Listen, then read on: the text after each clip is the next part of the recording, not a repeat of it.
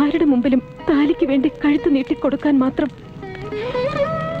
ഞാൻ അത് പതിച്ചിട്ടില്ലെന്ന് കൂട്ടുകാരനോട് പറഞ്ഞേക്കും.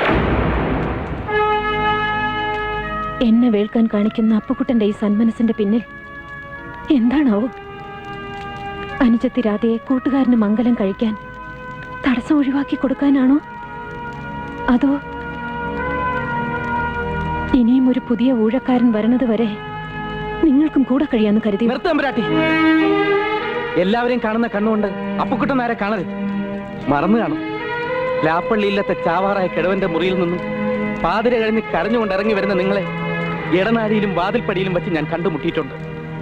ആണും പെണ്ണും കെട്ട കിഴവൻ നമ്പൂരിയോടൊപ്പം വീർപ്പ് മുട്ടി കഴിഞ്ഞിരുന്ന നിങ്ങളുടെ ദേഹത്ത് അന്ന് ഞാനൊന്ന് തൊട്ടിരുന്നെങ്കിൽ നിങ്ങൾ എന്തിനും സമ്മതം മൂളിയത്.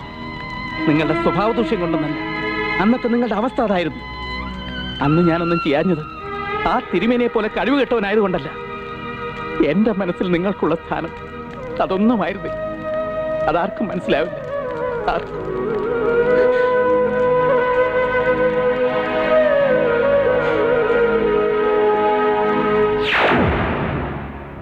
വിധവയായ പാവ സ്ത്രീയെ നശിപ്പിച്ചിട്ട് അമ്മാവനെ കൊണ്ട് അനുജത്തിക്കുട്ടിക്ക് മംഗലം ആലോചിക്കുന്നു. നിങ്ങളൊരു മനുഷ്യനാണോ?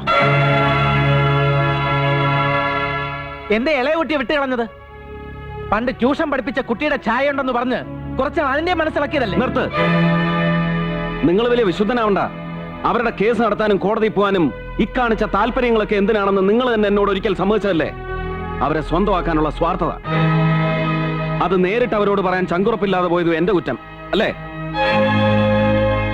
അവരെ ഞാൻ വിവാഹം കഴിച്ചുകൊള്ളാന്ന് വാക്കുകൊടുത്ത് എത്രയോ നാളുകൾക്ക് ശേഷമാണ് നിങ്ങൾക്ക് അവരെ ഇഷ്ടമാണെന്ന് എന്നോട് പറഞ്ഞത്. അന്ന് ഞാനത് നിങ്ങളോട് പറഞ്ഞില്ല. എന്റെ തെറ്റ്, സമ്മതിച്ചു.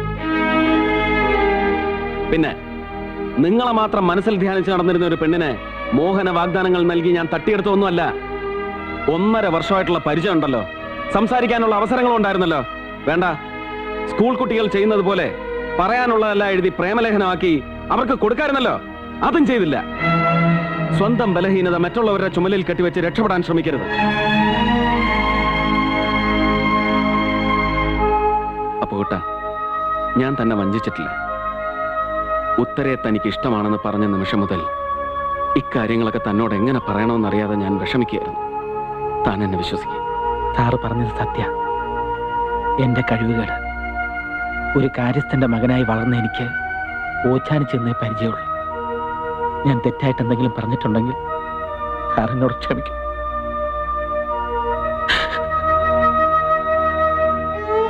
മോളെ, അവരെ ആ വഴിക്ക് ചിന്തിച്ചപ്പോ അത് തിരുത്താനുള്ള സാമർഥ്യം എനിക്കില്ലാണ്ട് പോയി.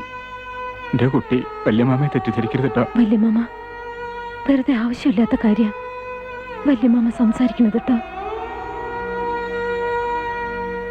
അതാ ഞാൻ പറഞ്ഞത്, നമുക്ക് നാളെ തന്നെ എന്റെ വീട്ടിൽ പോയി അമ്മാവനെ കണ്ട് നടന്നതെല്ലാം തുറന്നു പറയാം. അപ്പുക്കുട്ടനെയും കൂട്ടാം. എല്ലാം തമ്പുരാട്ടിയുടെ തെറ്റിദ്ധാരണയാണ്. തമ്പുരാട്ടി ശിവൻകുട്ടി സാറിൻ്റെ കൂടെ പോണം. ഇവിടത്തെ ഒരു ആശ്രിതന്റെ അപേക്ഷയാണ്. ഇല്ല, എനിക്കിനി ഈ ജന്മം മംഗലം വേണ്ടാന്ന് ഞാൻ നേരത്തെ തന്നെ തീരുമാനിച്ചതാ. അത് ആള് മാറിപ്പോയതുകൊണ്ടോ മോതിരം ഇട്ടതുകൊണ്ടോ അല്ല. വിധവകൾ വിവാഹം കഴിക്കാൻ പാടില്ല എന്ന നമ്പൂതിരി സമുദായ നിയമം.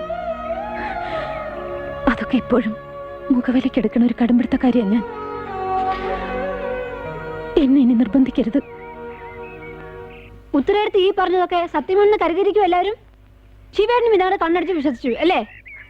തെക്കിനും മച്ചുമേലും സർപ്പത്തറയിലും ഒക്കെ വെച്ച് നിങ്ങൾ തമ്മിൽ ഒത്തിരി സംസാരിക്കുകയും അടുത്തിടപഴകുകയും ചെയ്തിട്ടുണ്ടല്ലോ. അന്ന് എന്തെങ്കിലും ഉത്തരേടത്ത് ഈ അഭിപ്രായം പറഞ്ഞിട്ടുണ്ടോ? സംസാരിച്ചും തർക്കിച്ചും നിൽക്കാതെ ഉത്തരേടത്തിന്റെ കൈപിടിച്ചിറങ്ങാൻ ശിവേട്ടന് ധൈര്യമുണ്ടോ?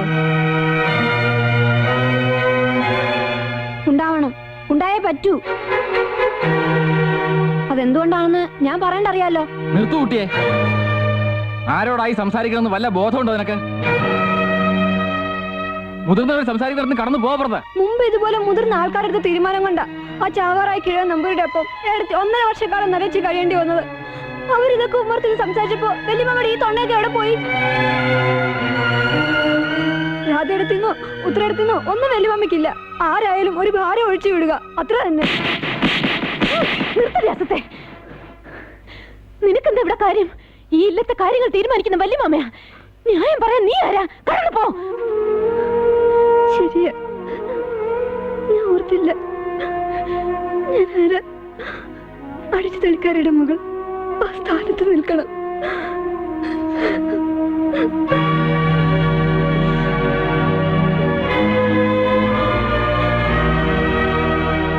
ഒരു കാര്യം ഞാൻ പറയാം. ഇവിടെ നടന്നത് വല്ലോ രാധ അറിഞ്ഞാൽ പിന്നെ ഞാൻ ജീവനോടെ ഉണ്ടാവില്ല. സത്യം.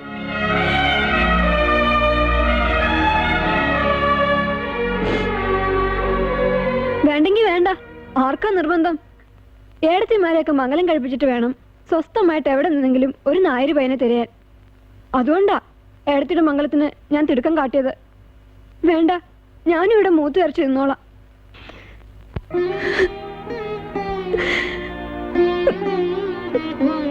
എന്റെ കുട്ടിയെ ഞാൻ അടിച്ചില്ല.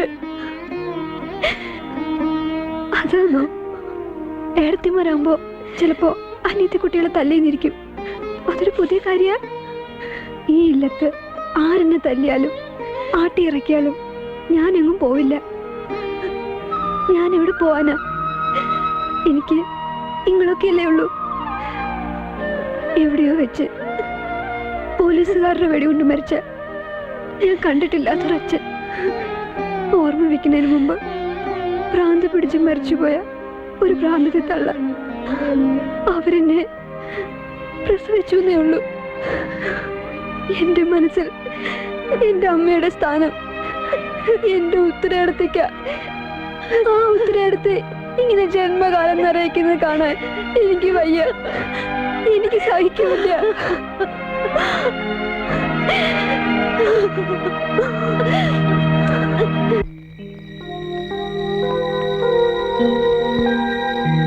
എന്താ സാർ ഇത്ര പെട്ടെന്ന് ഇങ്ങനെ തിരിച്ചു പോക്ക്? പോണം. എനിക്കും മറ്റു പലർക്കും അതാ നല്ലത്. ഇവിടെയെങ്കിലും കുറച്ചു കാലം കഴിയണമെന്ന് കരുതിയതാ. എന്താ എന്താ പ്രശ്നം? ഒന്നുമില്ല. നാളെ കാലത്ത് ഞാൻ യാത്രയാവും. വേറെ ആരോടും യാത്ര പറയാൻ നിൽക്കുന്നില്ല.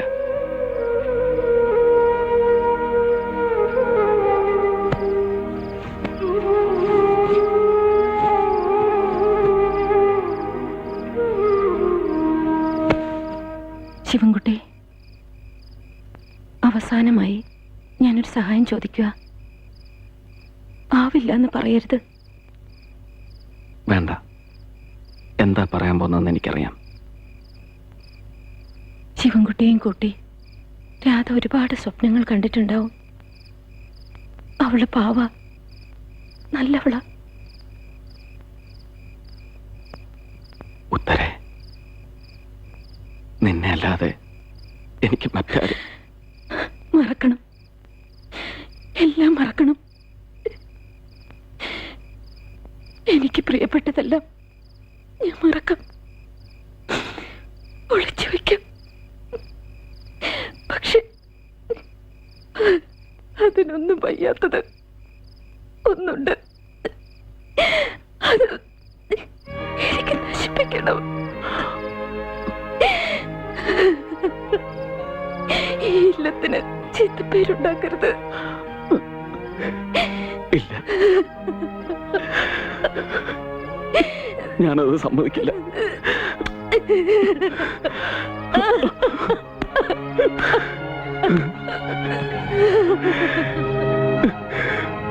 എന്റെ കുഞ്ഞ്, ഞാനത് സമ്മതിക്കില്ല.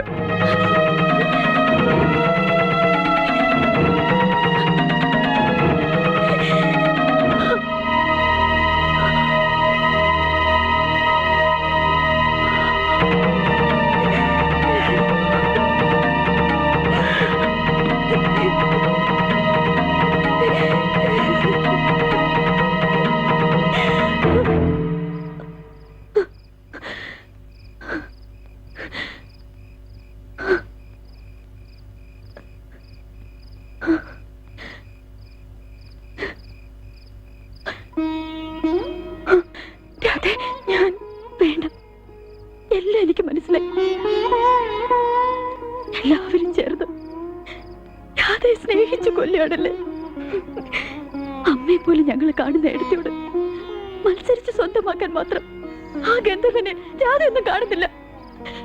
അത് ഞാൻ അയാളോട് തന്നെ പറഞ്ഞ് ബോധ്യപ്പെടുത്താം. അത് കുട്ടിയല്ല തീരുമാനിക്കുന്നത്. മുഹൂർത്തം വരെ നിശ്ചയിച്ച നിന്റെ ഈ മംഗലം നടന്നില്ലെങ്കിൽ പിന്നെ ഈ ഏടത്തെ നീ കാണില്ല. ഓർത്തോളൂ. മതി. യാഗത്തിന്റെ പേര് പറഞ്ഞു ഏടത്തെ എനിക്ക് വെച്ച് നീട്ടുന്നത് ഏടത്തിന്റെ ജീവിതമാ. അതെനിക്ക് വേണ്ട. ഏടത്തെ എനിക്ക് വേണ്ടേ.